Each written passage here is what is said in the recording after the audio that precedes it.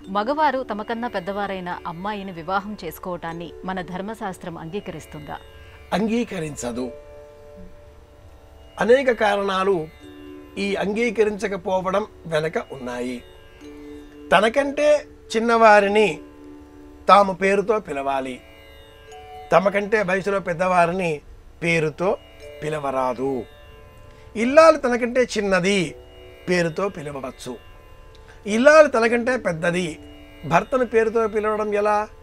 ఇక్కడ మొదలైనటువంటి ఈ వాద వివాదనలు ఎంతవరకు వెళతాయి అంటే శాస్త్రం ఎందుకు వద్దన్నది అనే ప్రశ్న దాకా వెళతాయి.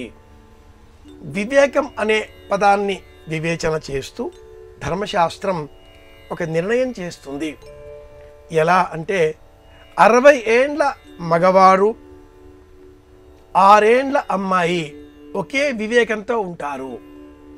ఐక్యూ లెవెల్స్ అన్న పేరిట, మెంటల్ ఏజ్ అన్న పేరిట ఈనాటి అత్యాధునికులు మన ఆలోచన సరళిని గమనించి మన మానసిక వయస్సును నిర్ధారణ చేసే ఒక సూత్రాన్ని కనుగొన్నారు. పై అంటే 22/7 లాంటి సూత్రం ఇది కూడా ఒకటి. మానసిక వయస్సును నిర్ణయించేటటువంటి సూత్రం. ఈ వివేకాన్ని నిర్ణయించేటటువంటి క్రమంలో ఈనాటి కాలానికి 30 ఏండ్ల పురుషుడు ఆలోచన ఎంత చేయగలుగుతాడో 15 సంవత్సరాల అమ్మాయి అంతకంటే ఎక్కువగా ఆలోచించగలుగుతుంది.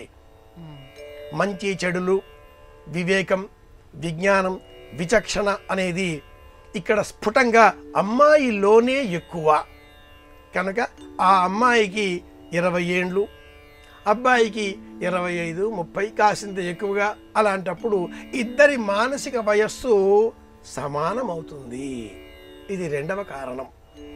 వివేకం అమ్మాయికే ఎక్కువ అనే విషయం ఇక్కడ చెప్పుకోవాలి.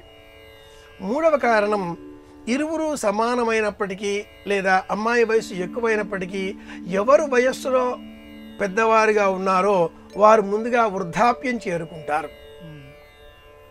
ముందుగా మగవారు వయసులో పెద్దవారైతే వృద్ధులు అయిన ఎడల ఇల్లాలు సపర్యలు చేయడం, తదుపరి ఇల్లాలు కూడా వృద్ధురాలు అయ్యే కాలానికి కోడలు, కొడుకు, మనమలు, మనమరాళ్ళు ఇంట్లో ఇలా వస్తారు. కనుక ఈ రెండవ మూడవ కారణాలు ప్రధానంగా సమాజంలో మగవారి వయసులో పెద్దవారై ఉండాలి అనేటటువంటి నిర్ణయం ధర్మశాస్త్రం ఇంత ఆలోచన చేసి విపులీకరించి చేసింది. కనుక శాస్త్రాన్ని ఆలోచించి మాట్లాడితే మట్టుకు మగవారు పెద్దవారై ఉండాలి. వయసులో మాత్రమే పెద్దవారు, వివేచనలో ఆడవారే అన్ని విషయాలలో కూడా అనుభవజ్ఞులు, వివేకంతో ఇంటిని చక్కబెట్టుకునేవారు అని కూడా శాస్త్ర ప్రమాణం. ఈనాటి కాలంలో పలువురు వారి వారి ఇష్టాలకు నచ్చినట్లుగా వివాహాలు చేసుకుంటున్నారు. అందుకు ఏ విధంగా అభ్యంతరాలు జ్యోతిషం కూడా చెప్పడం లేదు.